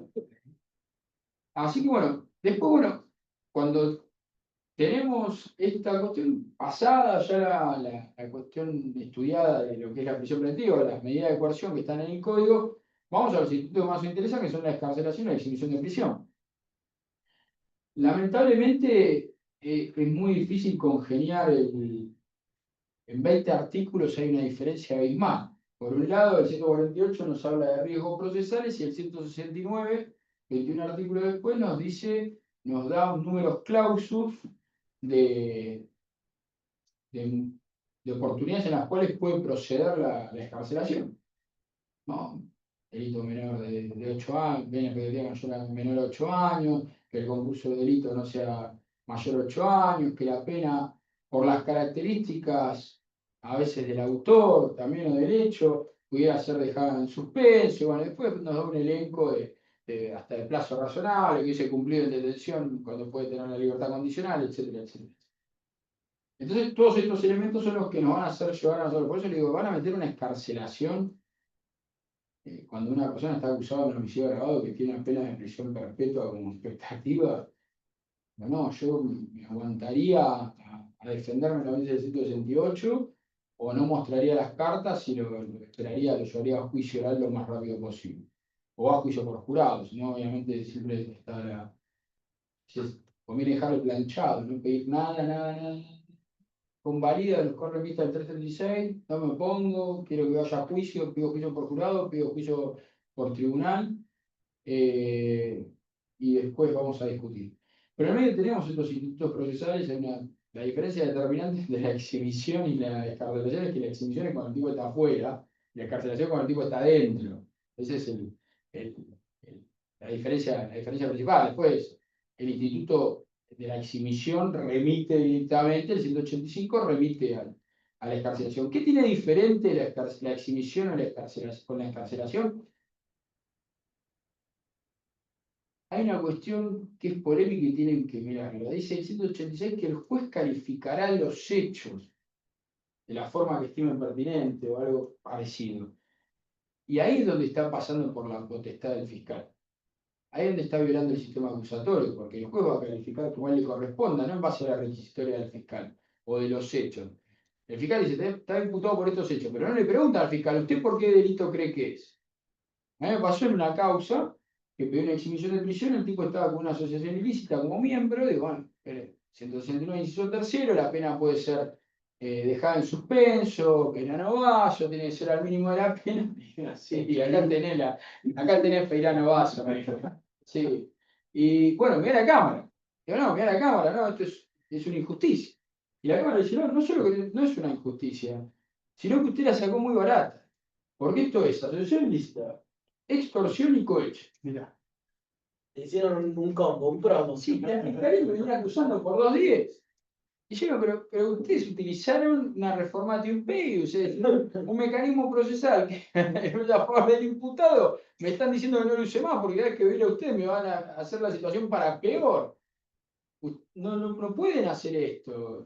Y eso es más polémico. Por la excarcelación, al momento de la excarcelación, si bien el juez también califica prima facie los hechos, con el tipo afuera es donde que viene y te dice, me estoy presentando, quiero ponerme a derecho, pero no quiero ir preso, es donde mayor cautela debería tener el juez, porque puede suceder en dos momentos procesales. Cuando se entera en el 60 que está imputado un hecho, o el caso más común es, me allanaron, me vinieron a detener, yo no estaba, doctor, ayúdeme. Bueno, entonces ya con una orden de detención previa, que ahí, bueno, entra la discusión si es un habeas corpus preventivo o una exhibición de prisión, generalmente lo transforman en una exhibición de prisión, pero yo soy usar habeas corpus preventivos en vez de exhibición de prisión porque me da más cintura para discutir la prueba. Dijo, es arbitraria por esto, y la calificación legal. En cierto modo, los jueces te dicen, no, el habeas corpus entraña una gravedad institucional. Y está bien que así se dice restrictivo, porque si no todos estaríamos usando habeas corpus como si fuera joda. Pues tenemos un mecanismo procesal idóneo que es la exhibición de prisión. Entonces, el juez va a tomar una calificación provisoria de los hechos y en base a eso va a ir al 169, que tiene un número clausus.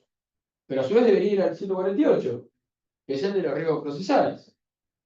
Entonces, a veces es esquizofrénico el sistema. Yo tengo tipos presos por una ilícita o con pedido, la gané por suerte, llegamos al 431, porque ese mismo fallo, a pesar de ponerme ese terrible, de agravármelo, me dijo, pero tiene razón el defensor, el fallo no está firme, hasta que no tiene firmeza, suspéndase el orden de detención. San Isidro tiene un plenario. Tiene un pleno. Tiene un plenario. Y acá Acá no tiene el plenario, pero de hecho lo tienen contrario. Hay una sala que creo que sí lo aplica el 431 acá en La Plata, ¿no? La sala segunda, pero bueno, acá hubo nuevas integraciones, entonces ya no hay tal sala. ¿Qué dice el 431? Ustedes interponen una exhibición de prisión. Decimos, suspéndase el orden de detención, porque hasta que no esté firme, O sea, nosotros venimos a interrumpir esa orden de detención, a decir, no, esta orden de detención no debe ejecutarse. La orden, y esto es la diferencia, la orden de detención existe en el mundo jurídico, está, pero nosotros venimos a discutir la ejecutoriedad. No, no se ejecute, exímame de prisión, y en todo caso, si no me exime de prisión, espere a que esto esté firme en base al artículo 431 que taxativamente dice que el recurso suspende la ejecución de las medidas, de las sentencias, y si hay algo que tiene notable el Código Procesal Bonaerense, que fue reformado 15, 20 veces, Por lo menos. aproximadamente de la 11.922 para acá, la última, la 15, la de las víctimas, 1932, de la ley de víctimas, se reformó en innumerables oportunidades y nunca el legislador dijo, cambien el 431. Eso es verdad. A diferencia de Nación, que en Nación, con más tojo, inquisitivo, malísimo que es, el legislador sacó el 442 y dijo, sí, es suspensivo menos para la aplicación de la prisión preventiva o la revocación de la excarcelación o la exhibición de prisión. Y fue taxativo, principio de legalidad. Por eso yo dije que era amigo de la ley de reiterancia, porque tenía las reglas claras, principio de legalidad. Yo sé cómo manejarme. Puedo estar de acuerdo o no estar de acuerdo, eso es otra historia. Pero hay un poder del Estado que lo reglamentó, le previa cierta escrita y estricta, y otro poder que lo reglamentó. Hay dos Después poderes que se saca la discrecionalidad, vos ya sabés más o menos cuáles son los caminos que voy a tomar. Cuando hay mucha discrecionalidad judicial, es muy difícil porque uno no sabe. Es como entrar en una habitación oscura y empezar a manotear, porque vos no sabés dónde están las cosas. Otro tema importantísimo. Pero ya excede, pero ¿en cuánto plazo tienen para recurrir la prisión preventiva? Muy bien. Muy bien. Y para recurrir una exhibición de prisión o una excarcelación denegada, Muy bien. ¿no? Ahora vamos. Vos salta. Por ahí hubo alguien que dijo bien. Exactamente. Muy bien. ¿Y qué diferencia hay entre días y horas? ¿Qué diferencia hay? ¿Es lo mismo 48 horas que 2 días? Fuerte. Exacto. Y por el periodo, ¿y cómo son los plazos en provincia de Buenos Aires? No, pero, ahí está, muy bien, bueno, muy bien, me gusta, no, se pregunta que parecen, Ya llegan a esta etapa con un bien afilado, está muy bien, no, pues ya que conozco gente de muchos años que hacía capital y se comieron los plazos porque pensaron que eran como capital, No, sí. A mí me pasó una. de mucho renombre. Pasó una, creo que fue la primera o la segunda causa que agarré el cambio. Yo dije, claro, meto una habeas corpus, lo meto acá. ¿Sabes cómo me sacaron los bolsazos? No, señor. El habeas corpus acá es un instituto.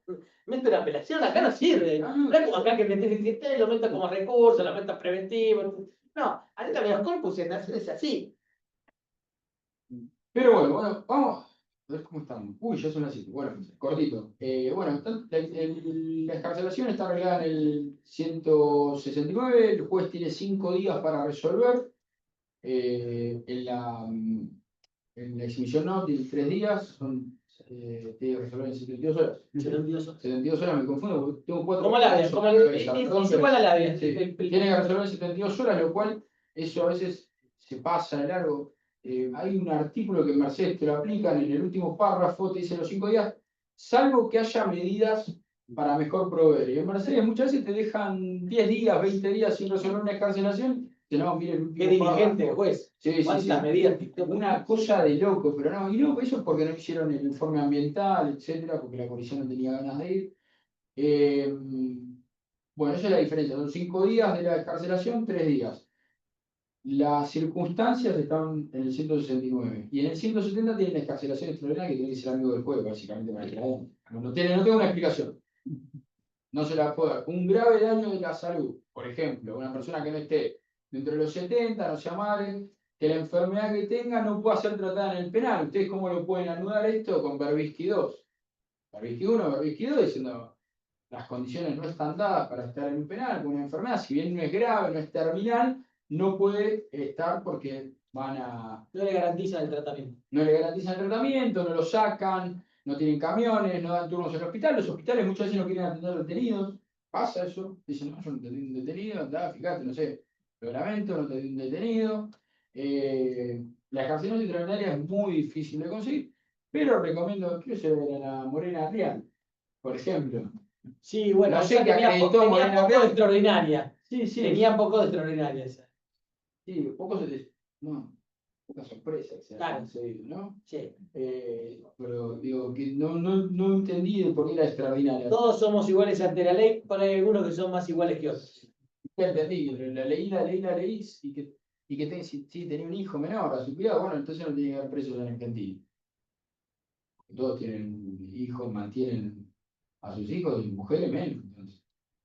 Sí. Es extraordinario por ahí para que tenga más peso, se me ocurre, porque si es difícil, en el caso de una persona que no llega a los 70, pero que esté ahí cerca y tenga problemas de salud, se podría sacar la contención de personas mayores. Exactamente, sí, la 27700. Muy bien.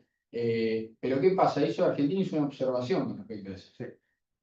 Sí. Como la Convención de Adultos Mayores es de 60, 65. de 60. 60, Se considera una persona adulta, mayor adulta, de 60 para arriba.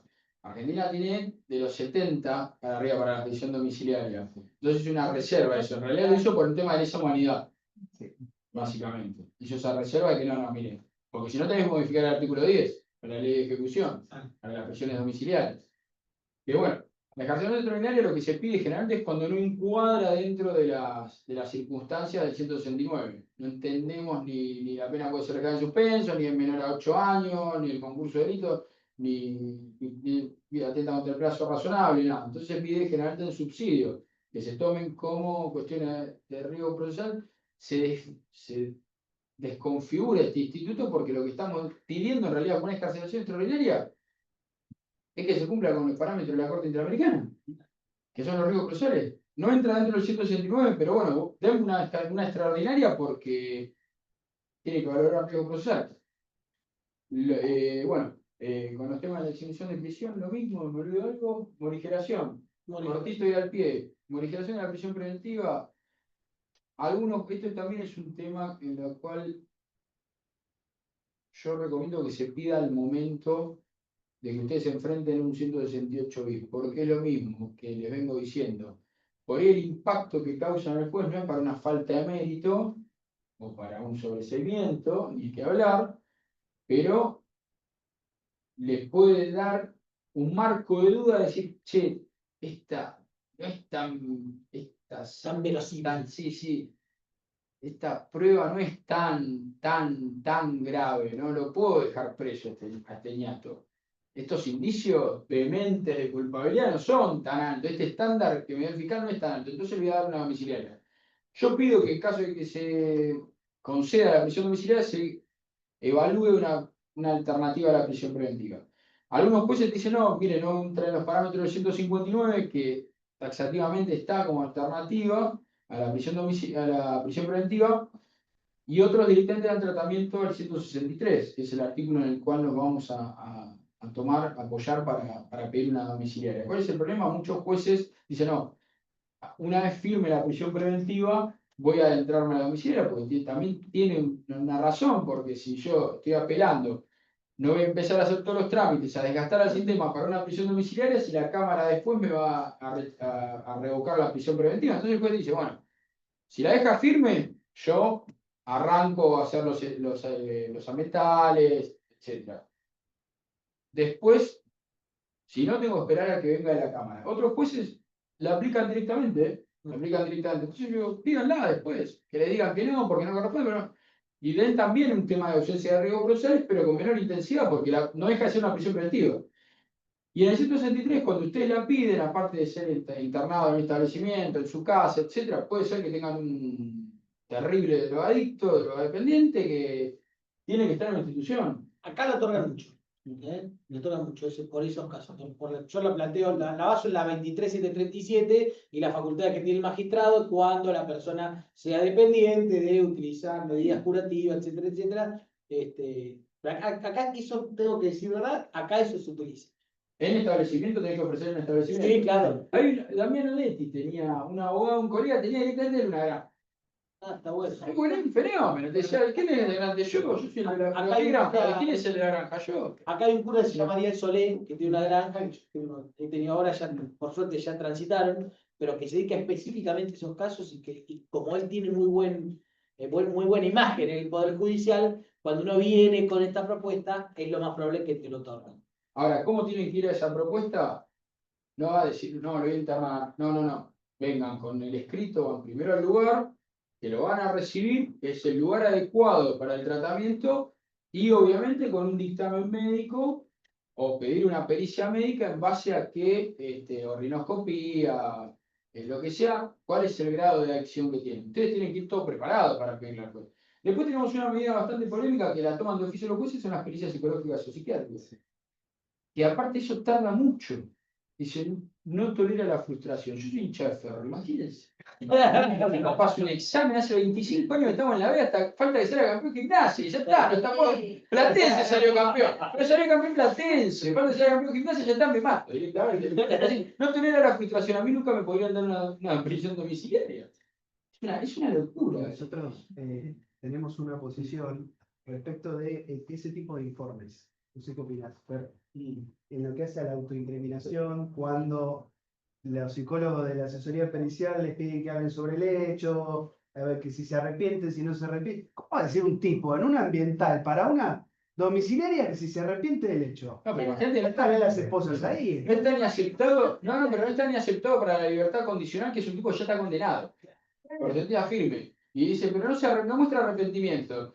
Y la Cámara de Casación dice, eso no está en la ley de ejecución penal. Claro. Esto tiene más que ver con algo religioso que con algo legal. Inquisición, eso es Inquisición. Sí, sí. Pecado igual delito, listo. Me chao. arrepiento. Sí, por eso son las últimas palabras Claro, de los juicios. claro. Para el arrepentimiento. Esto de la bruja, ¿usted es bruja? No, bueno, la vamos a matar. Porque la gente dice que sí, usted es bruja, sí, bueno, ahora la vamos a matar, pero Dios la va a tener en su seno porque ha confesado. Bueno, Bueno, el purgatorio. sí. Básicamente esa es la diferencia. Y la medida, la prisión domiciliaria, la verdad que si se las quieren dar, no le van a dar mucha vuelta. Y lo que tienen que hacer también, esto es fundamental, es hablarlo con el fiscal. Porque si no hay medio de oposición fiscal, obviamente no hay controversia, el juez no tiene nada que decir, salvo que sea manifiestamente ilegal, porque tiene que hacer un control de razonabilidad y logicidad. Después no hay un enfrentamiento. Salvo que sea un juez de garantía de acá, del cual no voy a decir su nombre. De lo que con acuerdo del fiscal dijo, no. Y tuvimos que ir a la Cámara. Y obviamente la Cámara tuvo algo de criterio y dijo, escúcheme, si el fiscal había dado su posición. Y lo era un juez muy autorreferencial. Entonces dice, no. Yo soy el que dice si va o no va la medida de coerción. Sí, pero usted actúa a requerimiento, no actúa de doctor. Claro. Bueno, pasó en el Matanza, había un juez pedorro correccional que decretaba la inconstitucionalidad, creo, del 395. Decía, la pena la aplico yo, y la modalidad de ejecución también. Eso sí. De la brevedad. No. Sí, te declaraba 6 meses en suspenso y te aplicaba 2 años y cumpliendo efectivo. Decretaba la inconstitucionalidad insólito. Es una locura. Un día casi me agarró una CB, literal, cuando leí eso no podía creer. Por suerte el tipo seguía en libertad. Y bueno, eso se va a ejecutar cuando. Claro. Esta cosa de loco, es inconstitucional. Pero bueno, básicamente ustedes lo que tienen que es aprender a lidiar con cada uno. Y por eso el Poder Judicial es tan esquivo en publicar sus sentencias. Ahora la Corte de la Provincia les ordenó por 50ª vez que publiquen todas sus sentencias, porque es donde nosotros nos podemos apoyar. El tema es que lamentablemente muchos jueces de la provincia de Buenos Aires y camaristas se manejan por intereses, por conocidos, por amigos, y cambian de criterio como cambian de calzoncillo. Nosotros en un caso en Morón, en el cual a una persona le habían apuñalado con una copa, con la punta lo apuñalaron 3 veces en la cara, lo cortaron tomar cerca del ojo, zona vital.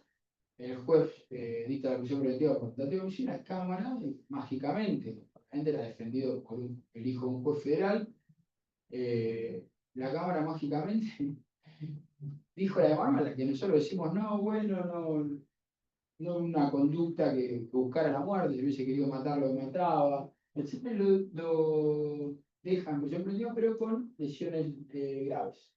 Lo que nosotros planteamos siempre, la de manual, nosotros siempre obviamente somos, cuando somos profesores, somos resultadistas. El resultado no fue muerte, si quisiera, ¿sabe? Y el tema del homicidio, es un tema de disvalor de acción, no de disvalor de resultado. Entonces, básicamente, cambió y ¿qué fuimos a buscar? Todo, quiero los fallos. Hay una acordada de la Corte que no me acuerdo del año 90, quiero los fallos, dígame los fallos en los que ustedes se apoyaron. Bueno, los últimos fallos, los últimos 3 años. Todos los fallos eran contrarios a lo que decían en ese. Obviamente lo denunciamos al Senado, no pasó nada, como pasa siempre en estos casos. Pero digo, por eso los jueces son tan, no quieren entregar sus criterios. No van cambiando con esta excusa que ninguno de los casos son iguales, ¿no? Que todos los casos son diferentes. Así que bueno, no los quiero, ya son 7:10, así que estamos. ¿Preguntas, algo que quieran hacer? ¿No? Bueno, después les propongo dar un fuerte aplauso para.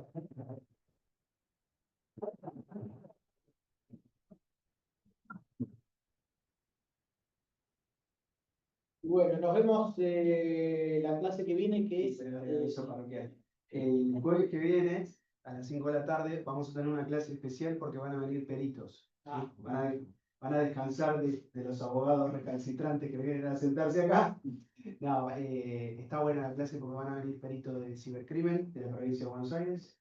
Va a venir una licenciada en criminalística y una licenciada en balística. Son 3 temas con los que trabajamos constantemente, ¿sí? Entonces, no se la pierdan porque, sobre todo, les he pedido que vengan y hagan mucho hincapié en los puntos de pericia, donde hacemos agua usualmente porque no sabemos buscar el dato que necesitamos, ¿sí? Nos copiamos de una lista de puntos de pericia que al final después no nos sirve para un carajo. Entonces, vengan y no se lo pierdan, ¿sí? Buen fin de semana.